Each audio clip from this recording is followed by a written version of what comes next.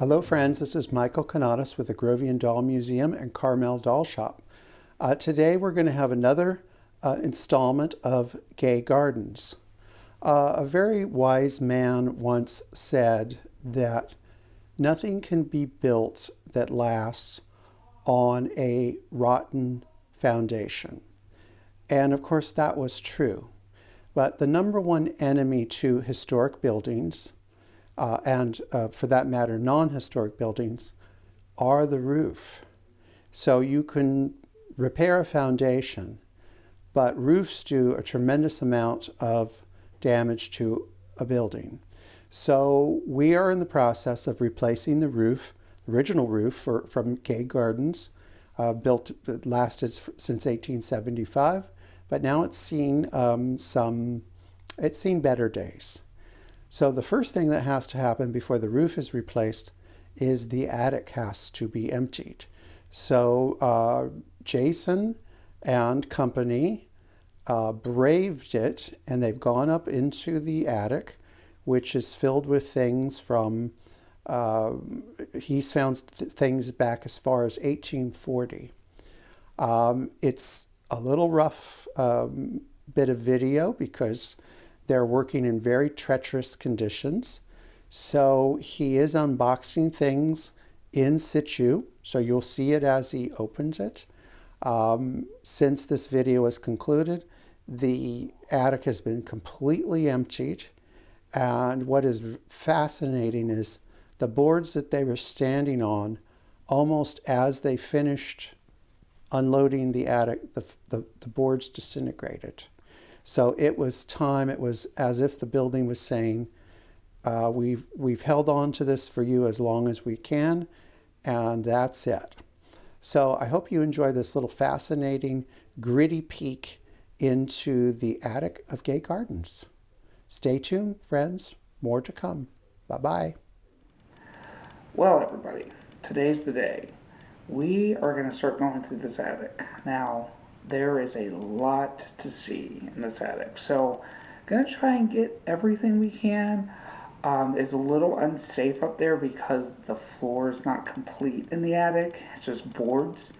So we're going to try and do our best. It's a little dark, so we did rig a light up there. There's a lot of stuff up here. Some of this stuff probably has not seen the light of day in 40, 50 years, something like that, maybe longer. Not sure, but you're going to be the first to see this.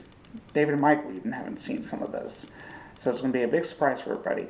I do have help. My friend is going to be filming for me, so I have hands to pull out things and show you things. So without further ado, I'm going to get up in the attic and see you in a minute.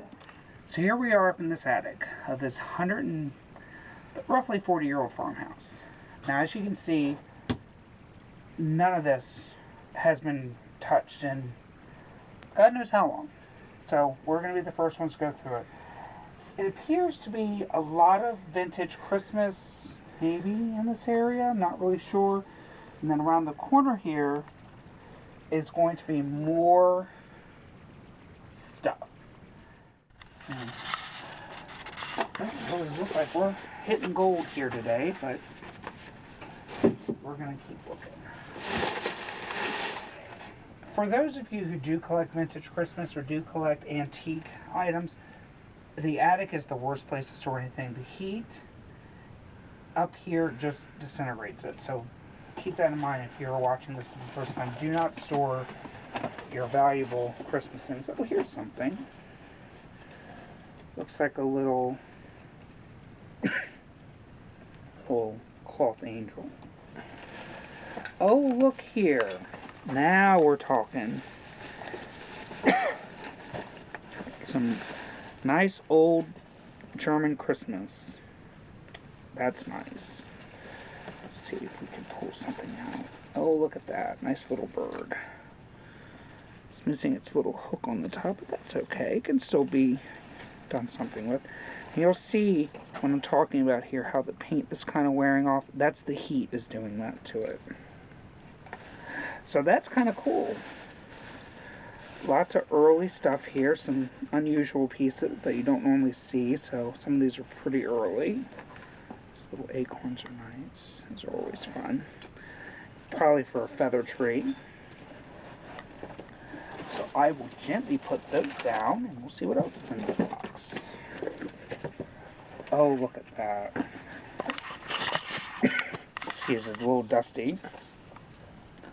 All these little Victorian paper things. Look at that. Sweet. These will be fun. I'm sure Michael will be excited about that, as he likes those.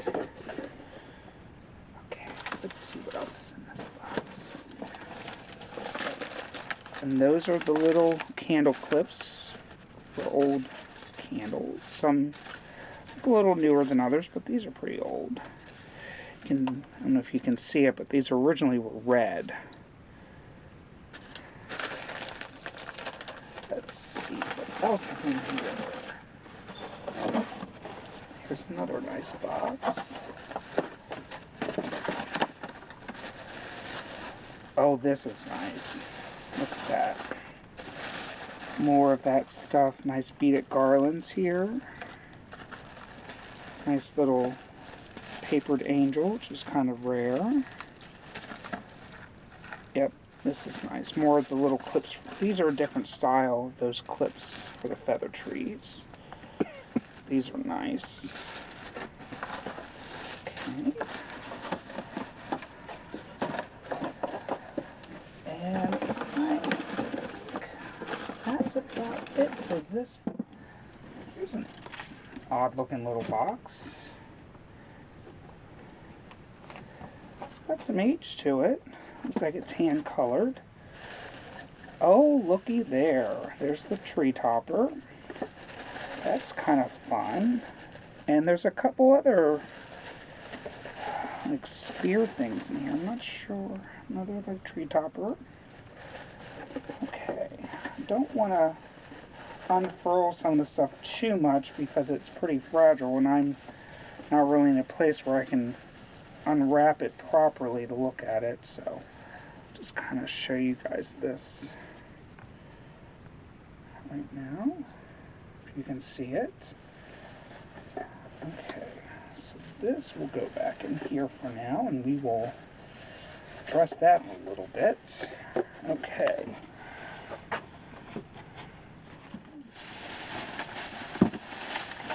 This is a little makeshift tree, but there are some look like vintage things on here that maybe got left behind. Like this little bird here is from the 60s, made in Japan. And there's a little Annalee, a little deer.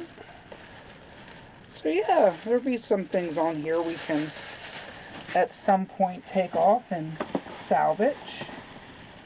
Okay, this looks like a lot of tinsel. More of those little candle clips for a feather tree. And then some vintage icicles. Look at that, 29 cents. Couldn't get those today for that, if you could find them. Here's some nice old tree hooks. These are always good to have if you have the old ornaments because they're a stronger gauge. These are like a 28 gauge wire, which is nice for the older ornaments because they hold them up better. Some little newer Santas, and yeah. So this will be another box we'll have to go through pretty well. And I am just running out of room here, guys. And we haven't even touched half of this attic. Some old books. King Arthur and his noble knights.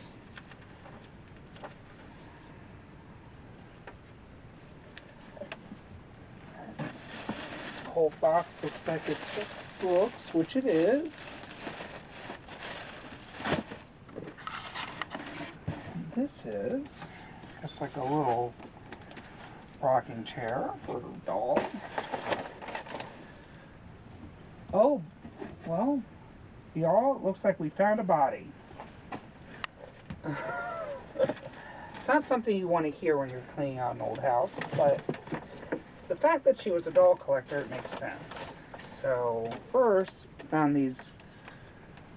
Looks like it was a bed.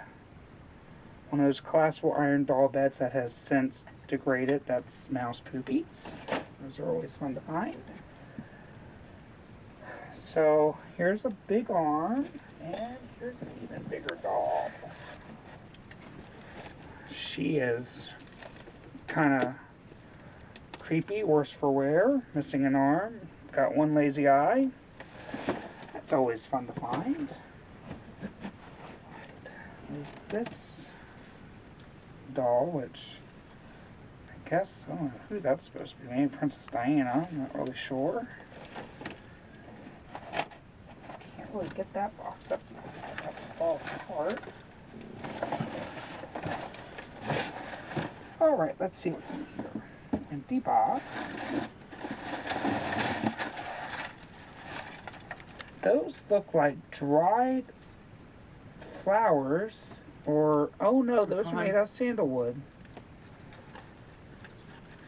And magnolia leaves that probably were part of a project she was working on at some point in time.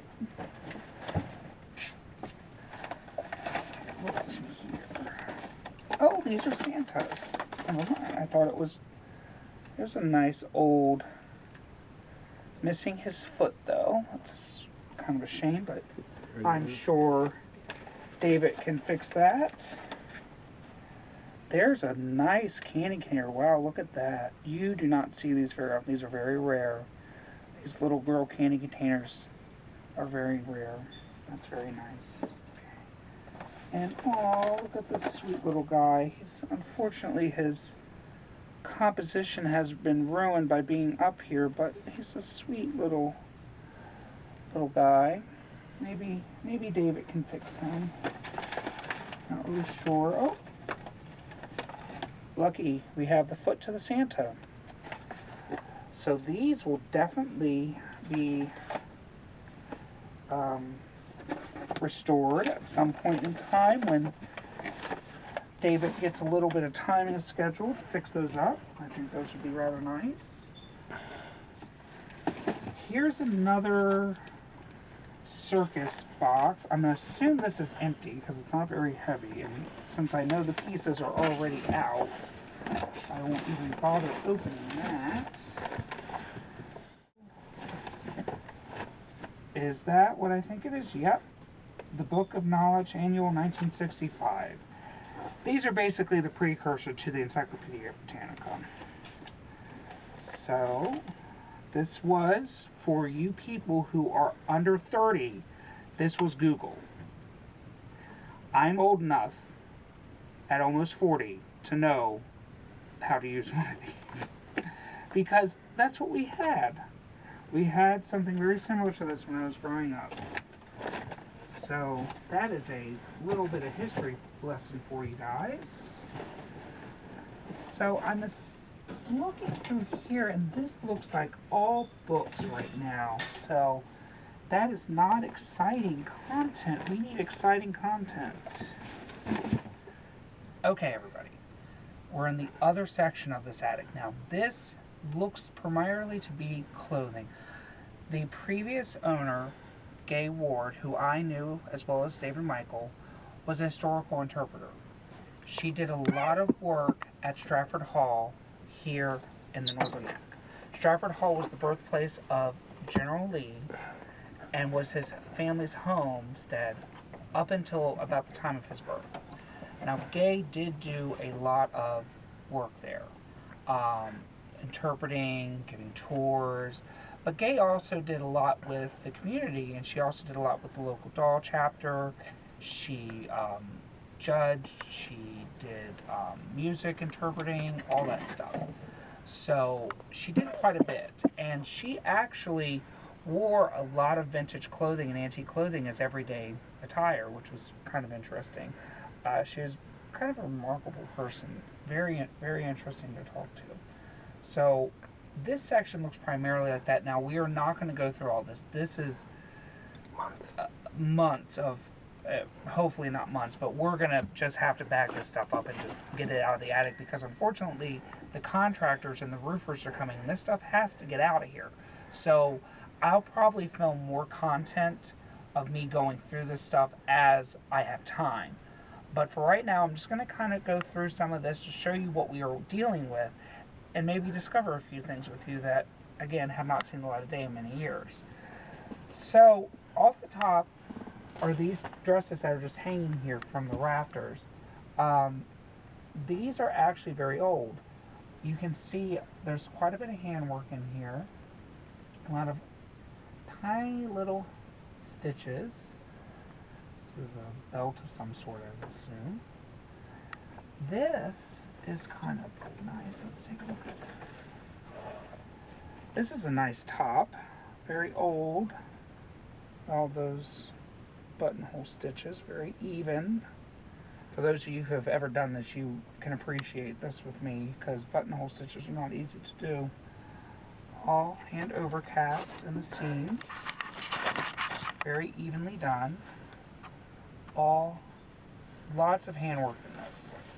And it looks like there's brown Silesia cotton in here. It's a very typical lining cotton for that time period. This looks to be a bit older because the sleeve seam is in the interior, which is a little older. And the shoulder seams wrap back, giving it that this is probably Middle Victorian. That's very nice. And over here we have, looks like lots of whites. Lots and lots of whites. So this looks like a petticoat, or what's left of a petticoat. Very full, big petticoat. This is definitely Civil War era. So this would have been for one of those big ball gowns. You can see all this gathered, just purely decoration, because no one really would have seen this but the woman wearing it and maybe her gentleman friend. Lots of pin tucks, very typical of that. But these are really good if you do historic sewing for dolls. If you can find these, and they're not that uncommon to find when you do antique shows and stuff like that, you'll always find them. Buy them. This is really good cotton.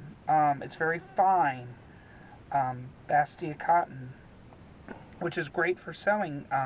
French fashions would have had these, China's would have had these, paper maches, all kinds of stuff. Izana's would have had this.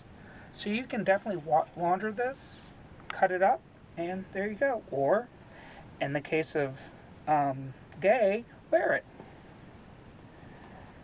This is kind of fun. This is a nice old black velvet hat. Nice ostrich feather, all plumed out, all this beading here, which is, you can see how it's turning brown. The black dye they used to use back then always did that. It kind of corrosive, so this is actually eating through to the under things, which is very common. And it's full of just stuffing to kind of keep it puffed. I am not the best with hats, so I'm not exactly sure what era this one is. If I had to take a whack at it, I would say 1870s. I'm sure Michael will correct me. So, let's see, what other things are on? Well, this isn't very old, but I remember wearing stuff like this. These puffy jackets were all the rage in the 90s when I was a kid. I have pictures of me wearing them. So this is not historic. This is not historic. Oh, my cameraman has just pointed this frock out, which might be kind of interesting. This is actually very nice. Has some condition issues, obviously, from being the sack, but my God, look at this. Look at all this. This is actually very cool. The buttons are amazing. These are actually like little silver threads embedded in, it's almost like a Bakelite material.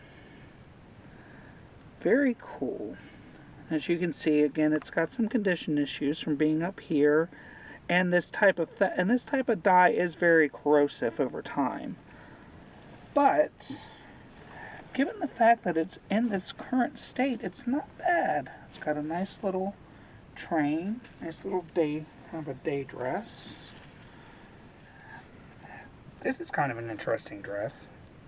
This is what they refer to as a lingerie dress. These were very typical in the,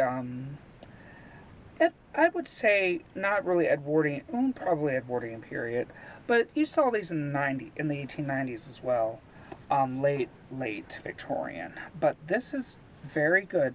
Again, this piece is not in great shape, but this is a good study piece because you can see all this insertion lace and all these pin tucks. All this is machine work, by the way. These could be made, but a lot of times these were actually sold in catalogs.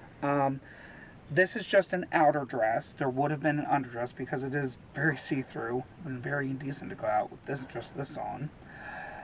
Again, even though this is in bad shape, this is a good study piece because you can actually see they made this in panels. So this is actually pieces, and they would have just cut it up, sewn it back together, and made fabric out of these pieces. So this whole thing here would have been just cut, paste, cut and paste, cut and paste, all the way down to create this whole panel. And then they would have just pieced it together. So basically it's like a quilt, the way they made these. It's kind of interesting. But again, a good study piece, and there probably is enough on here that something salvage could be made out of it. Or, again, it can just be a great study piece. I mean, definitely these buttons could be saved because, you know, white buttons are gold in historic sewing, and they're always hard to find. And it's just buttons and hooks and eyes. It's all that's holding it together. So, and very flowy. Let's see. There's another little lacy number here, if I can get it off this hook without damaging it. Okay. Oh, let's see. Okay. Well, this is not, I don't think this is terribly old, but this piece is. This is, again, a little Edwardian, late Victorian blouse. And it's kind of like the idea of the lingerie dress, where it's pieced together. This would have been worn as a kind of like a shirt, and then there would have been a skirt, there would have been a corset cover and all that stuff underneath of it. So this is just the outer layer of a total garment. You can see here it has a tie that would have went around the waist. Again, nice little white buttons. And this would have been a collared, so this would have went up around the neck. That was very popular in the late Victorian, early Edwardian period. So I'm sure at one point Gae wore this when she did one of her reenactments.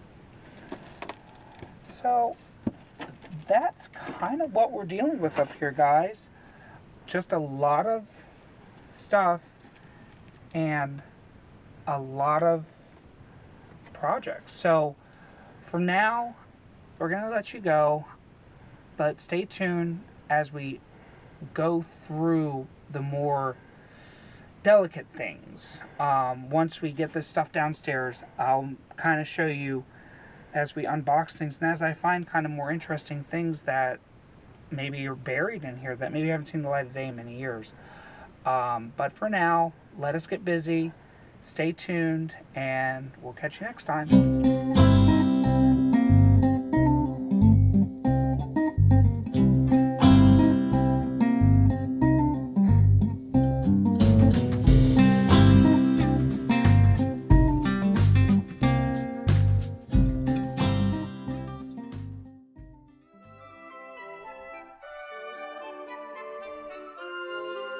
Remember to like, subscribe, and hit that notification button.